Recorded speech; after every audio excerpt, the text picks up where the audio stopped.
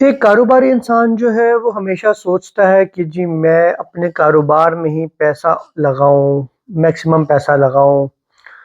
वो कहता है कि जी आज मेरे पास अगर मुझे फॉर एग्जांपल 50 लाख रुपए बचा है, तो मैं इसको अपने कारोबार में ही रीइन्वेस्ट करूं ताकि एक तो मेरा कारोबार बड़ा हो जाए।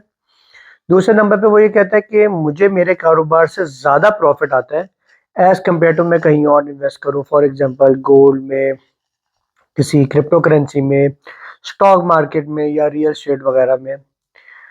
उन लोगों के लिए क्योंकि बहुत सारे लोग ये वाली बात करते हैं, तो उनको मैं एक चीज़ में ना गाइडेंस देना चाहता हूँ।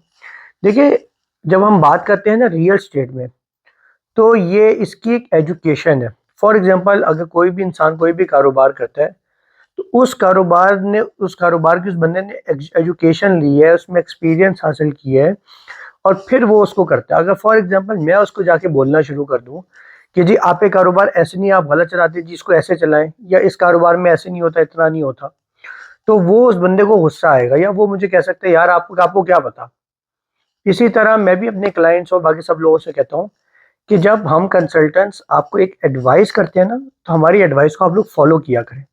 आप कहते हैं नहीं नहीं हमें बहुत पता है, हमें रियल एस्टेट के बारे में पता है। वो एक कहावत है कि जिसका काम उसी को सांझे। तो ये चीज़ है। दूसरी बात, जो लोग ये जो कारोबार में अपने पैसे डालना चाहते हैं सारा बार बार, देखिए आपका कारोबार जितना बड़ा भी है, फॉर एग्जांपल कल को आप अपना घर बनाते हैं या आप अपने बच्चों के लिए घर बनाते हैं या कोई आप घर वाले कैटेगरी में आप आना चाहते हैं, तो आजकल जो एक नॉर्मल अच्छा सा जो घर है ना, वो 12-15 करोड़ का घर है।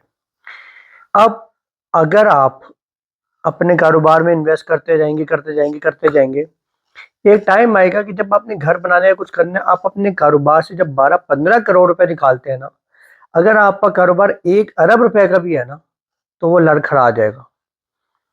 और अगर इससे कम है, कुछ 40-50 करोड़ का कारोबार है, काम है, तो सोचिए अगर उससे 12-15 करोड़ रुपए निकले तो वो कितना एकदम से वो हिल जाएगा कारोबार।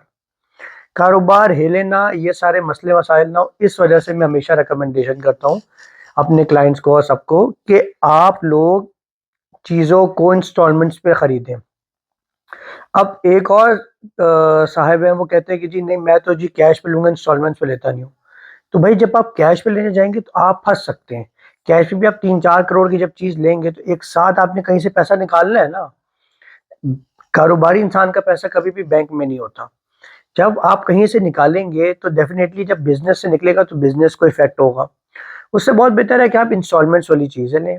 बेशक कोई प्लॉट लें, कोई अपार्टमेंट लें, कोई शॉप लें, कोई आप जो है वो फाइल वगैरह खरीदें, लेकिन इंस्टॉलमेंट्स पे चीज़ें लें। उसमें क्या होता है कि जब इंस्टॉलमेंट में आप एक डाउन पेमेंट करते हैं, उसके बाद जो मंथली इंस्टॉलमेंट है ना, वो कारोबार में से थोड़ा-थोड़ा निकलता भी रहे ना, तो उससे एक तो कारोबार आपका इफ़ेक्ट नहीं होता, दूसरे नंबर पे आपकी चीज़ बन जाती है, और तीसरे नंबर पे सबसे इम्पोर्टेंट बात, इस तरह की आपके पास 4-5-6 चीज़ें पड़ी हों, 2-2 करोड़, 3-3 करोड़ वाली, आप कल को क्या कर सकते हैं, जब आपने अपना घर बनाना है, आप उन चीज़ों को, उन एसेट्स को बेचेंगे और आप उन पैसों से अपना घर बना लेंगे। तो उससे आपका कारोबार जो है वो इफ़ेक्ट नहीं होगा।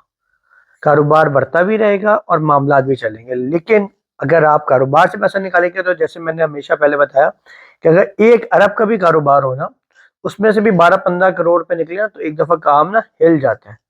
डेफ़िनिटली लड़खड़ा जाता है।